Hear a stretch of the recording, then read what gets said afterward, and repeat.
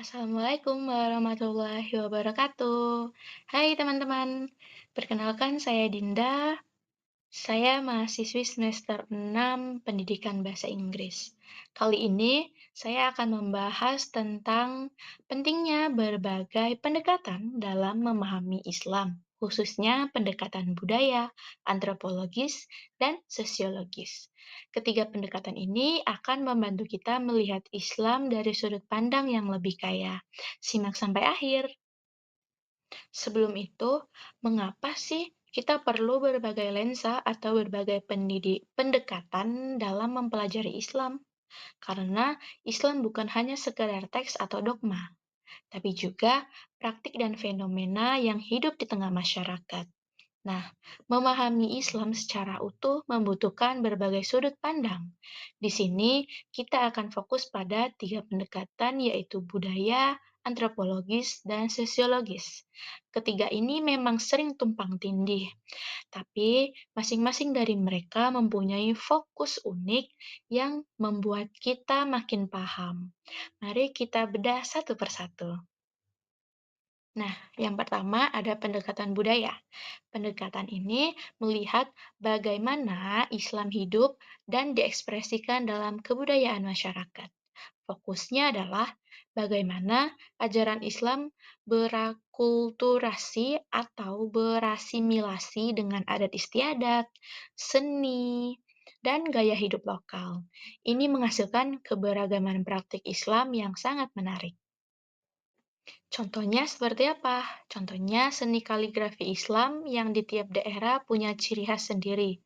Lalu ada tradisi sekaten di Jawa untuk memperingati Maulid Nabi, atau mungkin tabui di Sumatera Barat yang memadukan Islam dengan tradisi lokal mereka. Bahkan, pakaian muslim pun bisa jadi contoh, seperti jilbab dengan motif batik atau baju koko yang khas Indonesia. Selanjutnya, ada pendekatan antropologis. Pendekatan ini lebih fokus pada manusia sebagai individu atau kelompok kecil dalam beragama. Nah, ini tentang bagaimana orang-orang menghayati, memaknai, dan melakukan ritual keagamaan dalam kehidupan sehari-hari mereka. Biasanya menggunakan metode pengamatan langsung atau biasa disebut dengan observasi partisipatif. Contohnya apa?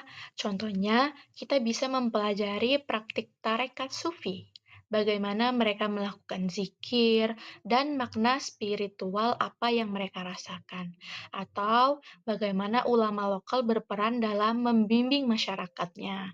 Bahkan, ritual-ritual sepanjang hidup seorang muslim seperti upacara kelahiran, khitanan, atau pernikahan juga bisa dikaji dari sisi makna antropologisnya.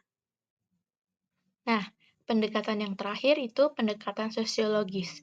Jika antropologi tadi fokus pada individu atau kelompok kecil, sosiologis ini melihat Islam sebagai fenomena sosial yang lebih luas. Pendekatan ini mengkaji bagaimana Islam memengaruhi struktur masyarakat, fungsi lembaga-lembaga keagamaan, dan dinamika sosial secara keseluruhan. Contohnya, seperti peran besar organisasi massa Islam seperti NU dan Muhammadiyah dalam membangun atau membentuk masyarakat dan bahkan kebijakan negara. Bagaimana ekonomi syariah mempengaruhi sistem perbankan. Atau mungkin fenomena hijrah di kalangan anak muda yang membentuk komunitas baru juga bisa jadi contoh kajian sosiologis, termasuk bagaimana hubungan antara agama dan politik dalam suatu negara. Oke, di slide terakhir ini masuk ke kesimpulan. Sebagai kesimpulan, ketiga pendekatan ini yaitu budaya, antropologis, sosiologis, memberikan kita lensa yang berbeda tapi saling melengkapi.